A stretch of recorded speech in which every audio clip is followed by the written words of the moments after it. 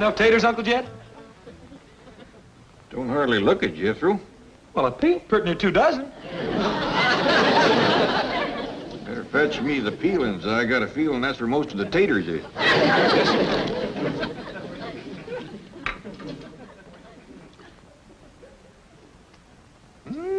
Doggies. How's it taste, Uncle Jed? Pitiful. Maybe them peelings will help. Dump them in.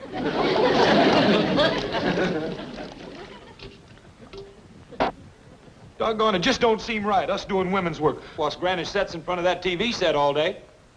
Ever since she found out it wasn't a washing machine, she ain't been more than 3 feet away from it. She's like a young'un with a new toy. Like Elly with her new critter. How come she ain't in her doing this cooking? Jethro, I just don't believe Elly was cut out for fixing victuals. Never forget the time she made that gooseberry pie. Ruined our best goose and a whole bucket of berries. You mean she put together? She did, and it was a mess, I'll tell you. I got her and Skipper out looking for stuff to put in this here. Pa, Skipper found some onions. Onions? Hey, they ought to go dandy in here. Go on, Skipper, give them to Pa. Thank you, Skipper. These here Beverly Hills onions ain't got a lot of bite to them. But the tops sure do flower out pretty. Jethro, wash these and drop them in the pot. Tops and all? Yeah, we need all the flavor we can get. Where'd you find them, Elly? Over to the Drysdales. Did you ask the Drysdales, could you borrow some onions? Oh, yes, sir, Pa. Miss Drysdale says go around to the kitchen door and get some from the cook. But Skipper found some on the way, and we didn't have to bother nobody. Fine and dandy. Well, drop them in the pot, Jethro. Don't just stand there sniffing them. Would you like some more? There's a whole big patch of them. A few more might help, Elly. That stew ain't got too much going for it. Come on, Skipper. Let's go pull up some more onions. How's it going, boy?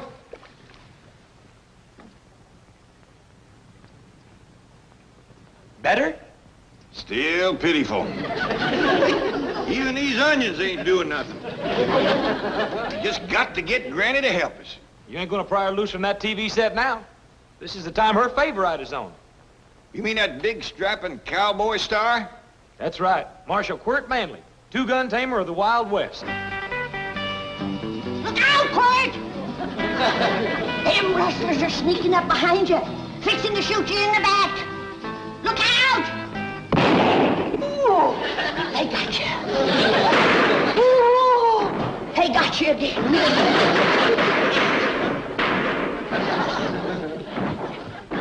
Oh, you're done for now, Quirt. That's it, you dirty coward! Right off and leave him with a back full of bullets!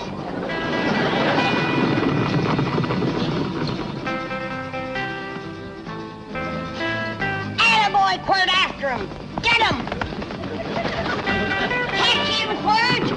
I can tell you where they's headed, Quirt. To town to hide in the saloon. Granny. It won't do you no good to hide in that saloon, you dirty yellow cowards. Quirt will find you. He'll get you. Granny, Shh! Yonder comes Quirt, riding like the wind. That's it. That's where they are. Go get them. It won't do you no good to hide in that saloon. I told Quirt where to look. Say your prayers, yellow bellies. I'm coming in. is he gonna tackle that whole saloon full of bad men all by himself? You betcha. Quirt Manly don't need no help. Even with 30 or 40 bullets in him, he's more than a match for... He's lighting into him.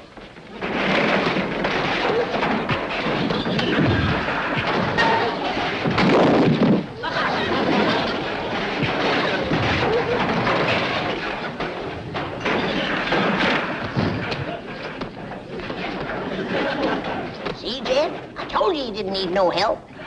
Look at them run, the yellow bellies. He's right smart of a man, all right. Old Quirt chased them clean out of town. Next time, I won't go so easy on you. Yes, sir, Granny. He sure is a rip-snorting fighter, old Quirt. Oh, look yonder. Now he's fixing to wrestle his horse. No, Jed. After a fight, he always hugs old Silver Trigger. And then he rides off into the sunset. See? Fine figure of a man. Sits tall in the saddle. Well, don't he have no sweetheart like who Gibson always had? No. Ain't no girl good enough for Quirt Manly. He only loves his horse and his dog. Him and Elly sure hit it off. Both of them being fond of critters and neither one of them having a sweetheart. Yonder goes the man for Elly May. If he can tame the whole Wild West, I reckon he can tame one wild girl. Leastwise, he'd have a fighting chance. Whereabouts would a fella go to find old Quirt? Off into the sunset, I reckon. That's where they always go. Mighty big place to commence looking. Sorry, Skipper, but you must not uproot Mrs. Drysdale's prize, Bulbocodium vernum. That's the botanical term for daffodil. Now, if you're a good boy, if you're a good boy, Jane has a reward for you. A genuine Quirt Manly cowboy outfit. Bet you like it.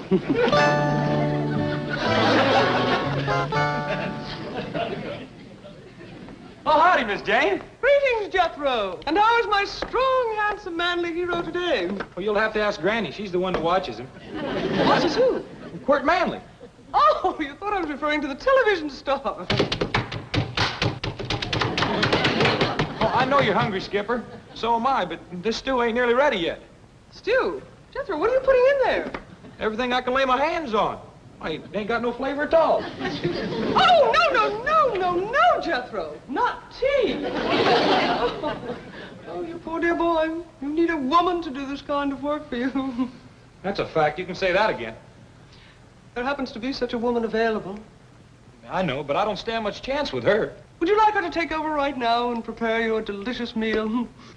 I sure would. Then drop to your knees, my handsome one, and ask me the question that is in your heart. Please, will you go get Granny? Yes! My answer is Granny! Jethro, get up off that floor and stir the stew. Miss Jane, will you stay and have victuals with us, such as he is? Oh, well, yes, but why not let me do... Hey, Skipper! Come on, Skipper, let's swing through the trees. Elly, what are you doing? We's playing ape. Look here. Elly, no, please, be careful! Sure would like to know where to find that Quirt Manly. Well, if you mean the television star, he lives right here in Beverly Hills. He does? Could we get him to meet up with Elly May? I'm sure Mr. Drysdale could arrange it.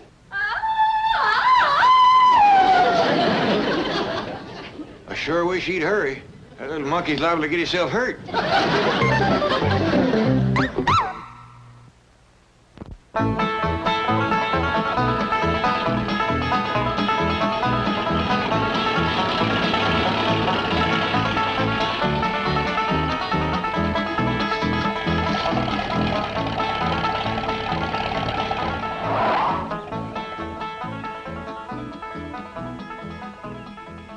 I see you got some victuals. Well, yes, sir, Uncle Jed. Told the fella down at the store about Granny watching TV all day instead of cooking.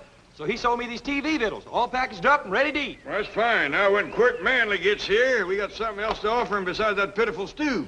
Is Quirt Manly coming here? That's right. Now, I want you to get the truck around back so when he rides up here, his horse won't shy at it. Yes, sir. And see your guns clean good. We'll ask him to give us some shooting lessons. But we know how to shoot. Not like that, rascal. Granny says he can drop 7, 8 rustlers with one shot. That ain't all. He's got a couple 6-shooters that shoot all day without reloading. Well, I can't wait to meet that rascal.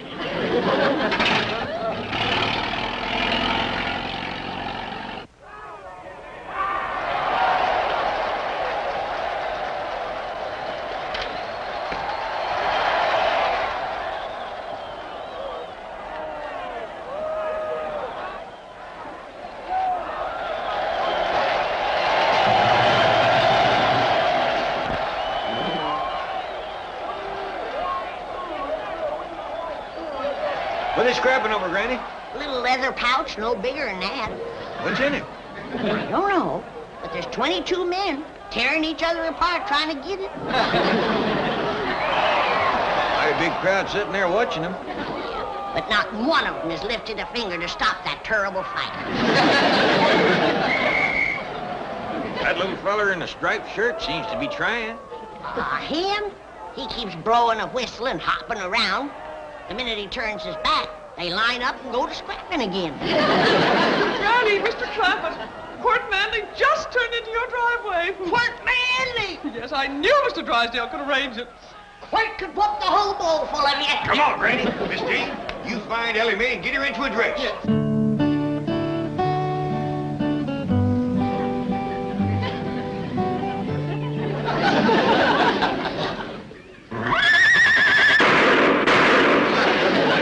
That's Quirt, all right. I'd no silver triggers in any place. What about them 2 gunshots? Brace yourself, kid. We're liable to find 30 or 40 rustlers laying out front.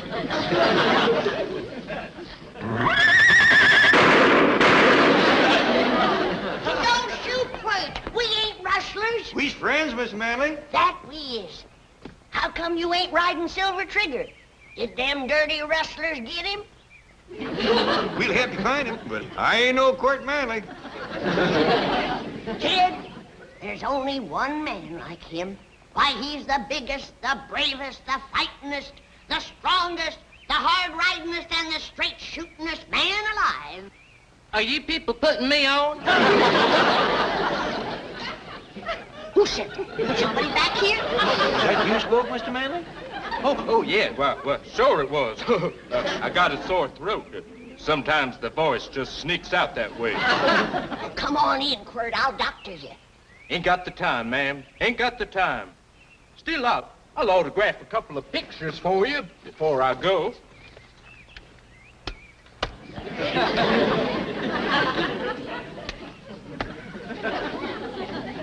There you are. Well, so long now. I got to be driving off into the sunset. Wait a minute. What about Elly May? Elly May? Well, sure. There you are. Mr. Clampett, Elly May is swinging through the trees with Skipper and refuses to come down. I'll go fetch her down if you can keep Mr. Manly from leaving. Please don't go, Quirt. Well, sorry, ma'am, but gotta hit the trail. Well, so long, y'all. Hold on there, Mr. Manly. My boss, Mr. Drysdale, has been speaking with your boss, the sponsor, and he wants you to stay here and meet Elly May. Oh, well, in that case, I reckon I could spare a couple of moments. Bless you, Quirt. Oh, bless you, Quirt. Elly May is the wildest young'un that ever come down from the hills. But if there's one man alive who can tame her, it's big Quirt Manly. Well, thank you, ma'am. Thank you. I wish I was 10 years younger. I tell you right now, I'd give that Elly May a run for her money. I always was partial to tall men.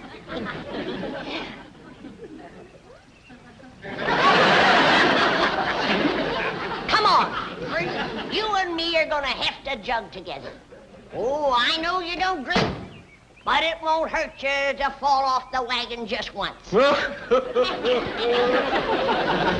May, I don't want no more arguments from you. You get up them back stairs and change into a dress. Well, why can't I wear cowboy clothes like Quirt Manly? Because a man like Manly wants a woman that's womanly now.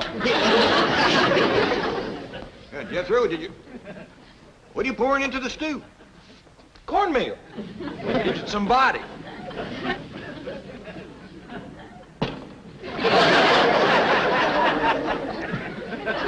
Now, you sit down and make yourself to home while I run upstairs and fetch Elly May. If you want to see a real rip-snorting fight, turn on the TV. There's 22 fellers are having a real knockdown and drag-out. Of course, you could whoop them with one hand.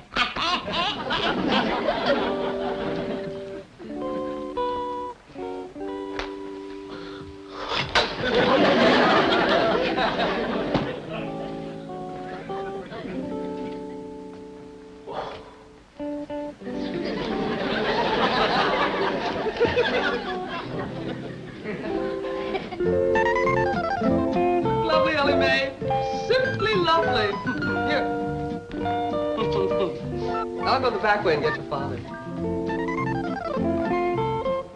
Yonder he sits. That's him, with the broad shoulders and hat. tall in the chair, don't he? Sure does, Granny. Wait till he stands up. Your heart will jump right into your mouth. Mr. Manly, this here is Elly May. Howdy do. Glad to make your acquaintance.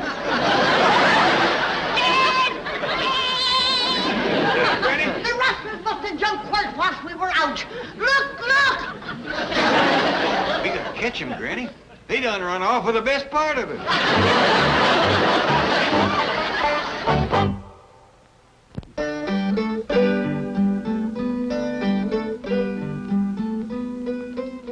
Now, Granny, I know you've had a cruel blow seeing your hero come apart like that right in front of your eyes, but you can't drown your sorrows in a jug.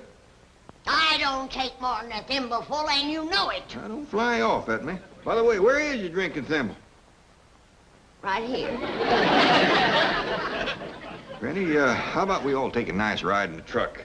A little fresh air might do you some good after a thimbleful of that rheumatism medicine. I ain't had none of it yet. I don't want to lighten the jug. How come? 'Cause when I find that Quirt Manly, I'm gonna throw it at him.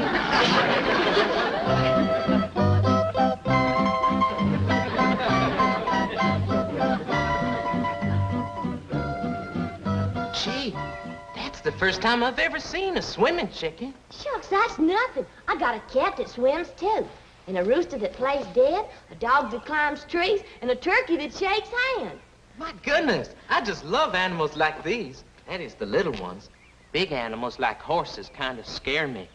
But you ride like the wind on TV.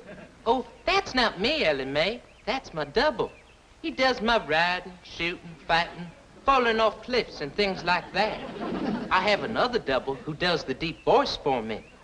I call him my double-double. What do you do, Mr. Manly? Oh, please, Elly May. Call me Henry. That's my real name, you see. I'm only on the show because my father's the sponsor. They just use me for close-ups. They say I have a sincere face. Got a nice face.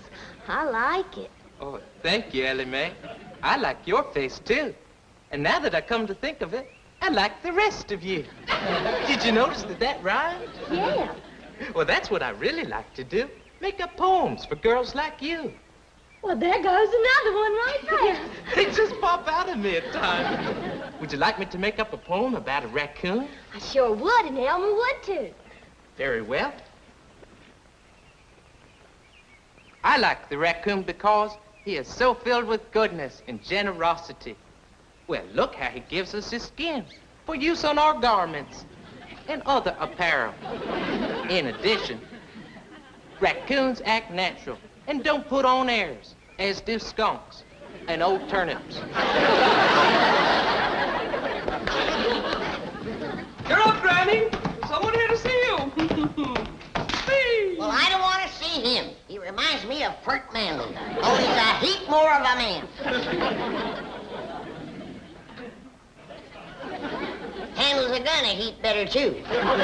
He's the one that ought to be on TV.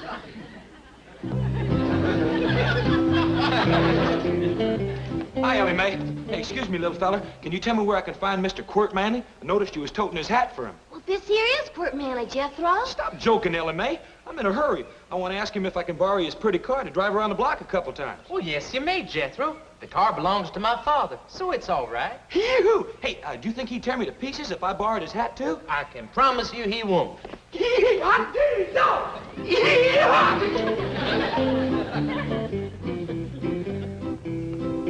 Mr. Manly, could I have a word with you, please? I know what you're going to say, Mr. Clampett, and I don't blame you for wanting to shoot me. Oh, ain't nothing like that at all. I just want to talk to you about Granny. Guess I must have been a terrible disappointment to her. She is a mite let down, but I think we can pull her out of it if we all tug together. Now, first off, I'm going to learn you how to shoot a gun, and Elly here is going to learn you how to fight. I'm afraid of guns, but I might like learning to fight.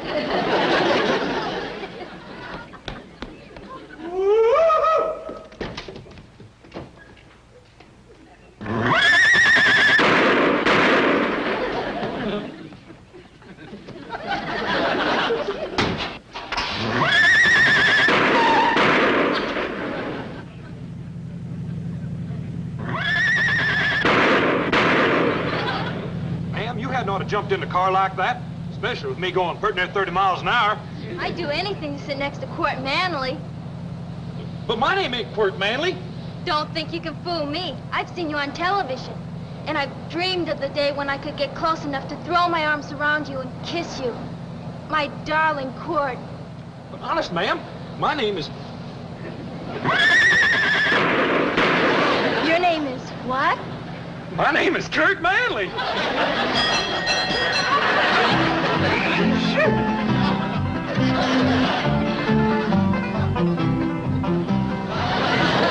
fight over me, girls. There's plenty for everybody. I tell you, Granny, that little feller is a crack shot. He can stand on our front porch and light a match clean out by the front gate with a 6-shooter. I don't believe it. Come on out, he'll show you. Jed tells me you're pretty good with them 6-shooters. Granny, he's a blue-tailed marvel. He's gonna whip out them guns and bam, bam, bam, light them 3 matches stuck in the ground down there this side of the wall. I believe it when I see it. All right. Where are you going? Oh, I can't bear to watch him. He puts me plumb to shame. Well, come in shooting.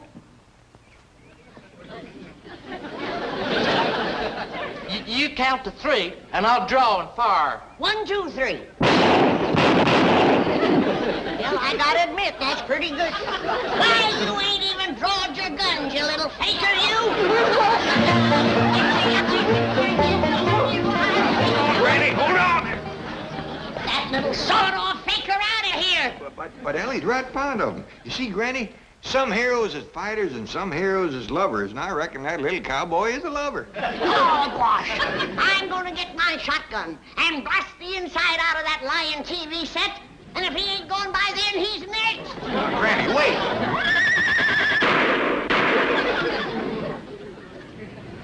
Hey, look at there! Look at what I got! Jethro, where'd you get all these girls? Well, they think I'm a rich TV star. Say, if you girls cotton the money, I'll show you how you can divide up that whole roll. He's a little cowboy inside there. All you gotta do is go in there and make a big fuss over him and take on about how cute he is. Will you do it? Sure. There you go. Where are we